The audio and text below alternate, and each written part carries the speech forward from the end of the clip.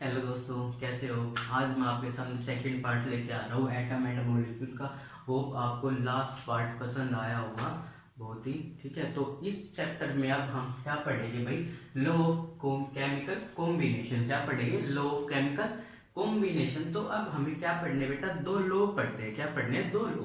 पहला लॉ क्या है हमारा, law of conservation of mass, and second law है हमारा लॉ ऑफ कांस्टेंट प्रोपोर्शन।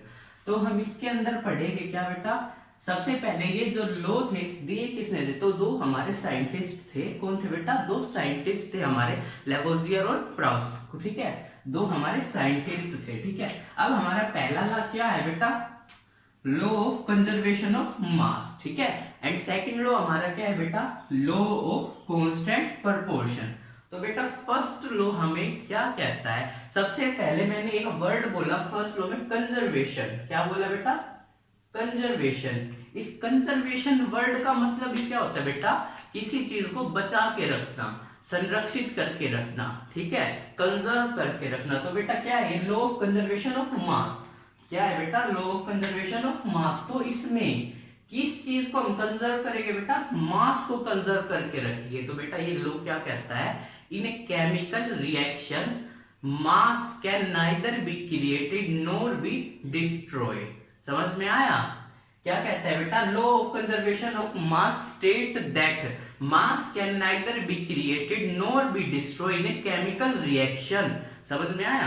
क्या कि जब भी कोई हमारी केमिकल रिएक्शन होगी तो उसके अंदर हम ना तो मास को क्रिएट कर सकते हैं, ना हम उसको डिस्ट्रॉय कर सकते हैं। जितने अमाउंट में हमने रिएक्टेंट लिया था उतने अमाउंट में हमें क्या प्रोडक्ट मिलेगा। जैसे कि हमने रिएक्टेंट लिया बेटा 200 ग्राम, तो 200 ग्राम में हमें क्या मिलेगा, प्रोडक्ट। समझ में आया? जैसे कि एक एग्जांपल लेते हैं हम, आप सभी को केक बहुत पसंद होगा। ठीक है, मान लो हमने फ्लोर लिया, floor 400 gram plus sugar, sugar 200 gram plus milk 100 ग्राम। क्या भाई, हमने इनको मिक्स किया और क्या बना रहे हैं हम, केक बना रहे हैं। क्या बना रहे हैं बेटा? केक।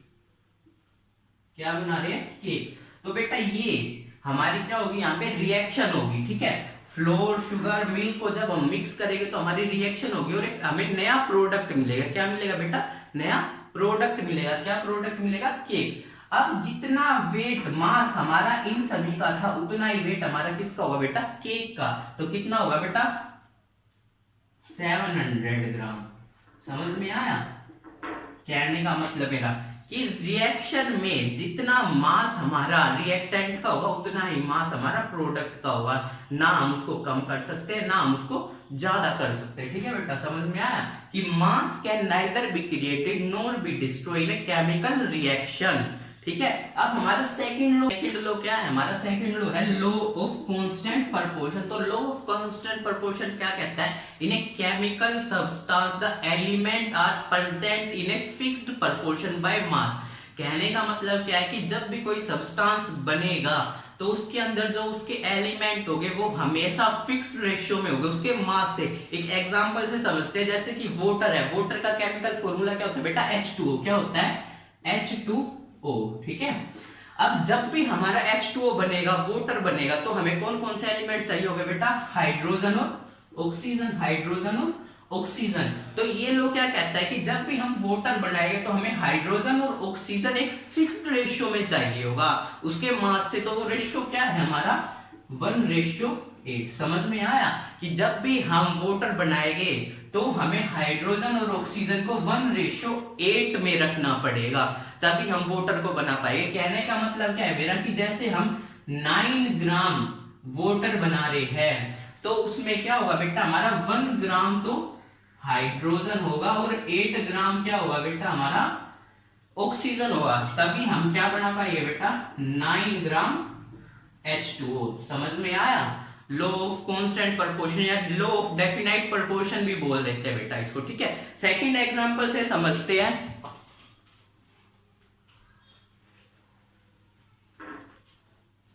NH3। क्या बेटा? NH3, NH3। जब भी हमारा NH3 बनेगा तो हमें दो एलिमेंट चाहिए होंगे। क्या बेटा? एक नाइट्रोजन और एक हमारा हाइड्रोजन, तो नाइट्रोजन और हाइड्रोजन एक फिक्स्ड रेशियो में कंबाइन हो गए। वो फिक्स्ड रेशियो क्या होता है बेटा हमारा 14:3। समझ में आया? ये कैसे फाइंड आउट करते हैं ये मैं आगे वीडियो में सिखाऊंगा, ठीक है। कहने का मतलब मेरा क्या है कि जब हम 17 ग्राम NH3 बनाएंगे तो उसमें हमें 14 ग्राम तो बेटा नाइट्रोजन चाहिए और 3 ग्राम क्या चाहिए, हाइड्रोजन चाहिए। जब भी हम क्या बना पाएंगे बेटा 70 ग्राम NH3। अब हमारा नेक्स्ट टॉपिक क्या आता है बेटा डाल्टन एटॉमिक थ्योरी। अब क्या है बेटा डाल्टन एटॉमिक थ्योरी, तो ये थ्योरी दी किसने थी, तो हमारे एक साइंटिस्ट थे जॉन डाल्टन, उसी के नाम पे ये थ्योरी है हमारी डाल्टन एटॉमिक थ्योरी। क्या है बेटा एटॉमिक थ्योरी, तो इसने कुछ ना कुछ एटम के बारे में बताया हुआ। इसने एटम के बारे में क्या बताया, इसने ये बताया कि कोई भी हमारा सब्सटेंस है या मैटर है वो उसकी सबसे छोटी इकाई क्या होगी बेटा एटम होगी। According to Dalton atomic theory, any substance made up of a very small particle called atom। अब बेटा हमें क्या पढ़ना है डाल्टन एटॉमिक थ्योरी में। अब हमें क्या पढ़ना है इसने पोस्टुलेट, मतलब कि इसकी थ्योरी में इसने कहा क्या था, ठीक है। तो फर्स्ट ऑफ ऑल इसने क्या कहा था भाई, all matter is made up of a very tiny particle called atom. क्या बोला कि जितने भी मैटर है वो एक छोटे छोटे पार्टिकल से बने होते हैं, उसको इसने नाम दिया था बेटा एटम, ठीक है। फर्स्ट इसने पोस्टुलेट ये बोला। सेकंड क्या बोला इसने, atom are indivisible particle which cannot be created or destroyed in a chemical reaction। destroy in a chemical reaction, समझ में आया। सेकंड क्या कह रहा है बेटा, जो हमारा लॉ ऑफ कंजर्वेशन ऑफ मास था ना वो इसी पोस्टुलेट का रिजल्ट है, ठीक है। हमारा एनसीईआरटी में क्वेश्चन भी है कि कौन सा पोस्टुलेट डाल्टन एटॉमिक थ्योरी का लॉ ऑफ कंजर्वेशन ऑफ मास का रिजल्ट है, ठीक है। तो बेटा ये समझ में आया कि atom are indivisible particle which can not be created और destroy in a chemical reaction. यही जो मैंने law of conservation of mass में समझाया था कि हम मास को न तो बना सकते हैं न उसको खत्म कर सकते हैं। और इसका थर्ड पोस्टुलेट क्या है बेटा, atom of same element have same chemical properties and identically mass. कहने का मतलब क्या है कि बेटा जो भी सेम टाइप के एलिमेंट हो गए उनके मासेस क्या हो गए बेटा सेम हो गए और उनकी केमिकल प्रॉपर्टीज भी क्या हो गई बेटा सेम होगी। जैसे कि हमारा एलिमेंट है, कोई भी एलिमेंट ले लेते हैं, ऑक्सीजन का एलिमेंट ले लेते हैं तो ऑक्सीजन का एटॉमिक मास क्या है बेटा 16। तो जितने भी ऑक्सीजन के एटम हो गए उन सभी का एटॉमिक मास कितना होगा बेटा 16। हाइड्रोजन को ले लेते हैं बेटा, हाइड्रोजन का एटॉमिक मास क्या है बेटा 1। तो जितने भी हाइड्रोजन के एटम्स हो गए उनका एटॉमिक मास कितना होगा बेटा 1 और इनकी सभी की केमिकल प्रॉपर्टीज भी क्या होगी बेटा सेम होगी। थर्ड में ये बोला। फोर्थ में क्या बोला बेटा इसने, atom of different element, atom of different element have different masses and different chemical properties. क्या बोला बेटा कि जो अगर हम डिफरेंट एलिमेंट लेंगे तो उनके मासेस भी क्या होंगे बेटा डिफरेंट हो गए, उनके एटम के और उनकी केमिकल प्रॉपर्टीज भी क्या होगी बेटा डिफरेंट होगी। जैसे कि हमने एक हाइड्रोजन का एलिमेंट लिया, एक ऑक्सीजन का एलिमेंट लिया, तो हाइड्रोजन का एटॉमिक मास तो बेटा 1 है और ऑक्सीजन का कितना बेटा 16। तो यही कह रहा है कि जब हम अलग अलग एलिमेंट लेंगे तो उनकी जो मासेस है वो अलग अलग होगी, उनकी केमिकल प्रॉपर्टीज भी अलग अलग होगी। समझ में आया? एक बार दोबारा से देख लो। फर्स्ट क्या बोलता है, all matter is made up of a very tiny particle called atom. Second क्या बेटा, atom are indivisible particle which can not be created और destroy in a chemical reaction, ठीक है। थर्ड क्या है बेटा हमारा, atom of same element have same chemical properties and identically mass. और फोर्थ क्या है हमारा, atom of different element have different masses and different chemical properties. हमारा फिफ्थ पोस्टुलेट ये क्या कहता है भाई, atom combine in the ratio of small whole number to form compound. क्या कहने का मतलब है कि जब भी कोई कंपाउंड बनेगा तो उसके अंदर जो एटम हो गए एलिमेंट के वो हमेशा क्या हो गए बेटा होल नंबर में हो गए। ये नहीं कि 1.5 हो गया 1/3 हो गया, ऐसे नहीं, होल नंबर में हो गए हमेशा, ठीक है। और इससे पहले मैंने बताया कि जो डाल्टन का एक पोस्टुलेट था क्या कि atom can neither be created nor be destroyed in chemical reaction. ये क्या था बेटा हमारा लॉ ऑफ कंजर्वेशन ऑफ मास, इसी से, ठीक है। अब इसी तरह से हमारा ये जो पोस्टुलेट है, atom combine in the ratio of small whole number to form compound, किसको डिफाइन करता है बेटा? लॉ ऑफ कांस्टेंट प्रोपोर्शन को समझाता है, ठीक है।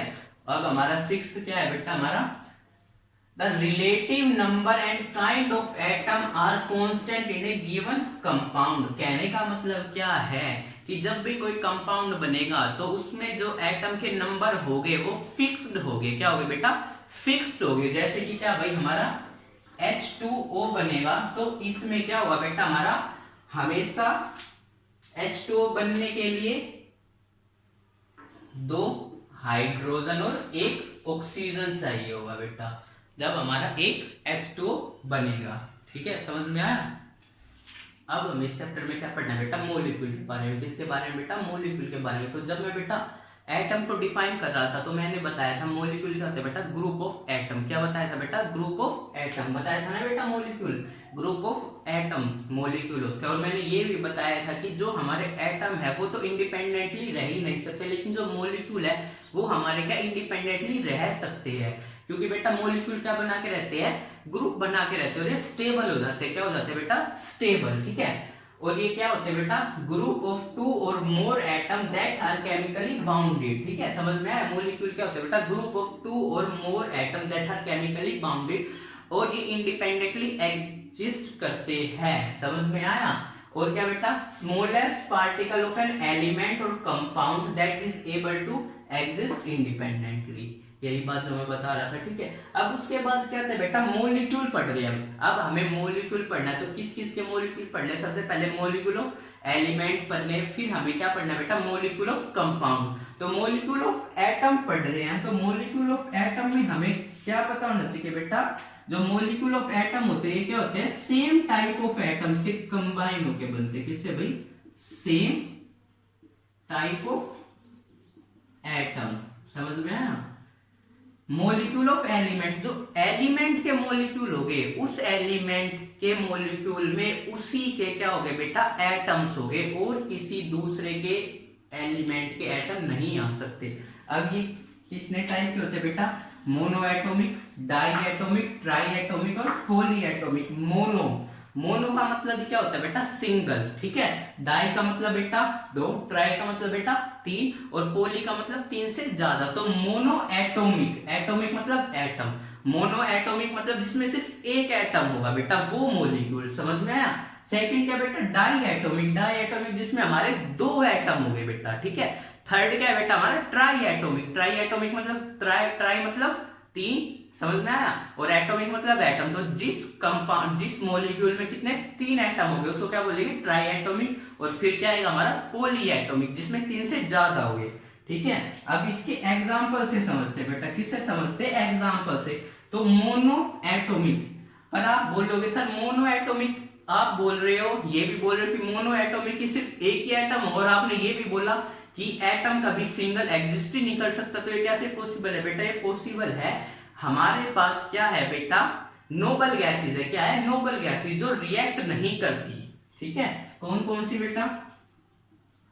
Helium, neon, argon, krypton, xenon वगैरह, ये सारी गैसेज है हमारी, ठीक है। ये सारी हमारी कैसी है बेटा? Mono atomic. अब किस पे आते बेटा? डाई एटॉमिक पे। डाई एटॉमिक के एग्जांपल है हमारा O2, Cl2, ठीक है। और भी बहुत सारे हमारे। ऑक्सीजन क्या है बेटा? एक डाई एटॉमिक मॉलिक्यूल है। क्लोरीन क्या है? हमारे डाई एटॉमिक मॉलिक्यूल है। अब ट्राई एटॉमिक पे चलते बेटा। किस पे? ट्राई एटॉमिक पे, ठीक है। नाइट्रोजन N3 फॉर्म करता है बेटा। ऑक्सीजन हमारा डाई एटॉमिक भी होता है और हमारा ट्राई एटॉमिक भी होता है बेटा। ऑक्सीजन के जब 3 एटम कंबाइन हो जाते हैं तो उसको क्या बोलते हैं बेटा? ओजोन। क्या बोलते हैं? ओजोन। और ये क्या होता है बेटा? ट्राई एटॉमिक, ठीक है। और ऑक्सीजन हमारा डाई एटॉमिक भी होता है। अब क्या बच गया बेटा हमारा? क्या बच गया बेटा हमारा? Poly atomic. क्या बच गया बेटा? Poly atomic. तो मैंने ट्राई एटॉमिक तक पढ़ा दिया। इस मतलब कि ट्राई एटॉमिक का मतलब क्या था बेटा? कि जहां पे 3 एटम कंबाइन होके क्या एक मॉलिक्यूल बना है। तो पॉली का मतलब क्या होता है बेटा? More than 3। तो जहां पे 3 से ज्यादा एटम कंबाइन होके मॉलिक्यूल बनाएंगे उसको क्या बोलेंगे बेटा? Poly atomic. इसका एग्जांपल लेते हैं, जैसे कि क्या बेटा? फास्फोरस है। क्या बेटा? फास्फोरस है। फास्फोरस के 4 एटम कंबाइन होके क्या बनाते बेटा? फास्फोरस का मॉलिक्यूल। ऐसे ही क्या बेटा? जैसे हमारा सल्फर है, सल्फर के 8 एटम कंबाइन होके क्या बनाते बेटे? हमारा मोलिक्यूल। जैसे कि इसके एग्जांपल क्या हो गया बेटा हमारा P4 और S8, ठीक है, समझ में आया। ये क्या बताया बेटा मैंने, मोलिक्यूल ऑफ एलिमेंट, कि जो एलिमेंट है वो कैसे मोलिक्यूल फॉर्म करते हैं, समझ में आया, ठीक है। अब इसके बाद हमें क्या पढ़ना है बेटा, मोलिक्यूल ऑफ कंपाउंड। क्या पढ़ना है बेटा, मोलिक्यूल ऑफ कंपाउंड। उसको पढ़ने से पहले हम एक छोटी सी चीज और जान लेते हैं, वो क्या बेटा, एटॉमिसिटी। क्या, एटॉमिसिटी। ये क्या होती है बेटा, the number of atom, the number of atom required to form molecule is known as its atomicity। क्या बेटा, the number of atom required to form molecule is known as its atomicity। कहने का मतलब क्या कि मोलिक्यूल बनाने के लिए जितने एटम हमें रिक्वायर होंगे वो उसकी क्या कहलाएगी बेटा, एटॉमिसिटी। जैसे कि क्या, हमारा एग्जांपल दिया था मैंने P4 या S8 या Cl2। तो बेटा P4 बनाने के लिए, फास्फोरस का मॉलिक्यूल बनाने के लिए हमें कितने एटम चाहिए बेटा, 4। सल्फर का बनाने के लिए हमें 8, क्लोरीन का बनाने के लिए बेटा 2। तो यही जितने एटम हमें रिक्वायर होते हैं किसी भी मॉलिक्यूल को बनाने के लिए, वो उसकी क्या कहलाती है बेटा, एटॉमिसिटी। तो बेटा यहां से हमारा क्वेश्चन आता है कि एटॉमिसिटी बताओ, तो अब इजीली बता सकते हो। जैसे कि मान लो फास्फोरस की पूछी जाए तो कितनी होगी बेटा, इसमें 4, इसमें पूछी जाए सल्फर में तो 8, क्लोरीन में पूछी जाए तो बेटा 2। लास्ट ईयर में बेटा यहां से क्वेश्चन आया था, क्या आया था बेटा, हमारा क्वेश्चन आया था, ठीक है। अब क्या पढ़ना है बेटा हमें, मोलिक्यूल ऑफ कंपाउंड। क्या बेटा, मोलिक्यूल ऑफ कंपाउंड। तो मोलिक्यूल ऑफ कंपाउंड क्या होता है बेटा, atom of different element joined together in a definite proportion to form molecule of compound। कहने का मतलब क्या है कि बेटा मोलिक्यूल ऑफ कंपाउंड में क्या है कि इसमें डिफरेंट एलिमेंट के एटम कंबाइन हो गए एक फिक्स्ड रेशियो में, और क्या बना देंगे बेटा, मोलिक्यूल बना देंगे। आया समझ में। अब मैं एग्जांपल देता हूं, एग्जांपल से समझना, ठीक है। क्या बेटा, कंपाउंड, कौन सा कंपाउंड, वाटर। वाटर का केमिकल फॉर्मूला क्या बेटा, मैंने पहले बताया, क्या, H2O, ठीक है, क्या, H2O। अब ये जो एलिमेंट है, क्या बेटा, एलिमेंट, कौन कौन से एलिमेंट है वाटर में, हमारे पास हाइड्रोजन है और क्या, ऑक्सीजन है, ठीक है। और ये किस रेशियो में रहते हैं बेटा, रेशियो में रहते हैं, बताया मैंने पहले भी वीडियो में, क्या बेटा, 1:8 में रहते हैं। किसमें बेटा, 1:8 में। ऐसे ही क्या बेटा, हमारा अमोनिया है, क्या,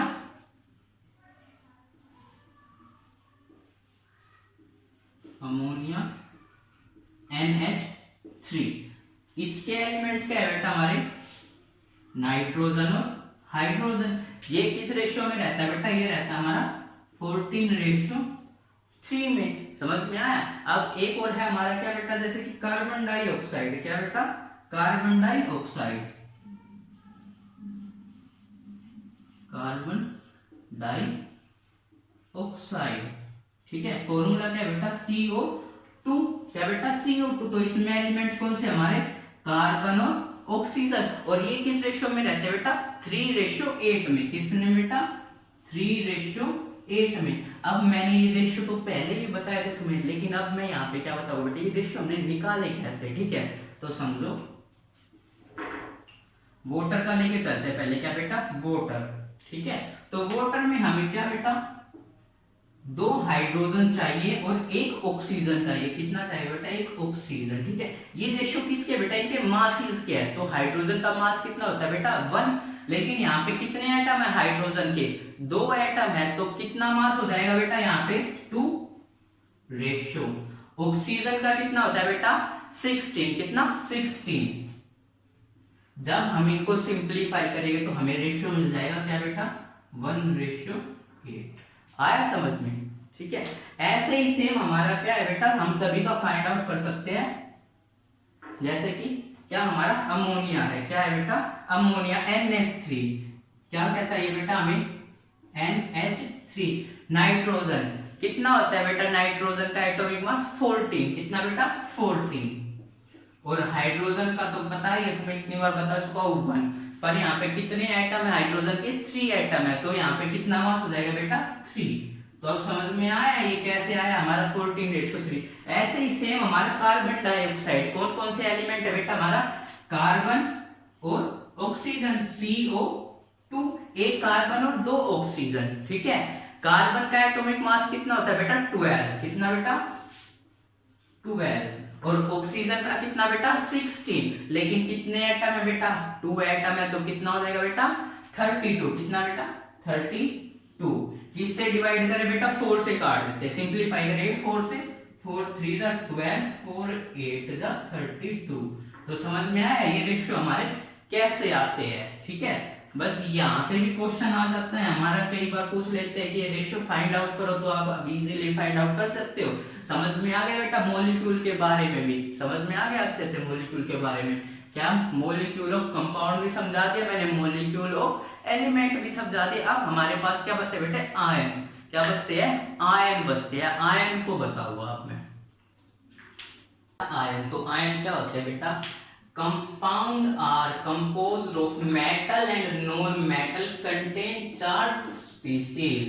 The charged species are known as ion. कहने का मतलब क्या है कि बेटा जो कंपाउंड होते हैं ये मेटल और नॉन मेटल से मिलके बने होते हैं, और जो ये नॉन मेटल और मेटल होते हैं कैसे होते हैं बेटा हमारे चार्ज्ड स्पीसीज होते हैं, और इन्हीं को क्या बोलते हैं बेटा हम आयंस बोलते हैं। जैसे कि एग्जांपल लेता हूं मैं NaCl, क्या बेटा NaCl, NaCl, ठीक है। तो ये NaCl हमारा क्या है कंपाउंड है बेटा, जब तो ये कैसे बना है हमारा Na पॉजिटिव और Cl नेगेटिव, समझ में आया। और ये क्या है बेटा हमारी चार्ज्ड स्पीसीज, इन्हीं को हम क्या बोलेंगे बेटा आयंस बोलेंगे। अब हमारे पास कितने टाइप के चार्ज स्पीसीज होते हैं, 2 टाइप के होते हैं बेटा, कैसी, एक होते हैं हमारे पास पॉजिटिव और एक होती है हमारे पास नेगेटिव। पॉजिटिव को क्या बोलते हैं बेटा कैटायन, क्या कैटायन, और नेगेटिव को क्या बोलते हैं हम एनायन, ठीक है। तो क्वेश्चन हमारा यहां से भी आ जाता है कि कैटायन किसे कहते हैं और एनायन किसे कहते हैं। तो नेगेटिव चार्ज पार्टिकल को तो हम क्या कहते हैं बेटा एनायन कहते हैं, और पॉजिटिव चार्ज पार्टिकल को क्या कहते हैं बेटा कैटायन कहते हैं, समझ में आया। अब हमारा क्या बचता है बेटा पॉलीएटॉमिक आयन, क्या बेटा पॉलीएटॉमिक आयन का मतलब क्या है कि कोई मॉलिक्यूल जिसके ऊपर चार्ज होगा उसको हम क्या बोल देंगे बेटा पॉलीएटॉमिक आयन, क्या पॉलीएटॉमिक आयन। जैसे कि अमोनियम, क्या बेटा अमोनियम NH4, क्या NH4 पॉजिटिव, ये है तो क्या हमारा एक मॉलिक्यूल है अमोनियम का, ठीक है। लेकिन इसके ऊपर क्या बेटा चार्ज है, कैसा पॉजिटिव चार्ज, इसलिए हम इसको क्या बोल देंगे पॉलीएटॉमिक आयन, ठीक है। कि ये एटम से मिलके बना है हमारे अलग अलग एटम से और इसके ऊपर चार्ज भी है, तो इसको क्या बोल देंगे polyatomic ion. A group of atom carrying charge is a known as polyatomic ion, ठीक है। आप एक बार टेबल नंबर 3.6 भी देख लेना एनसीईआरटी पे, वहां पे आपको आयन की सिंबल्स और चार्जेस पता चल जाएगा किसके ऊपर कितना चार्जेस होता है, क्या क्या होता है, ठीक है। आज के लिए इतना ही काफी स्टूडेंट्स, नेक्स्ट टॉपिक हम कल की वीडियो में करेंगे। अगर आज या कल की वीडियो में कुछ भी समझ में नहीं आया हो तो आप हमें कमेंट सेक्शन में बताइए, हम आपको दोबारा से एक्सप्लेन करेंगे अलग तरीके से, ठीक है। Thank you for watching.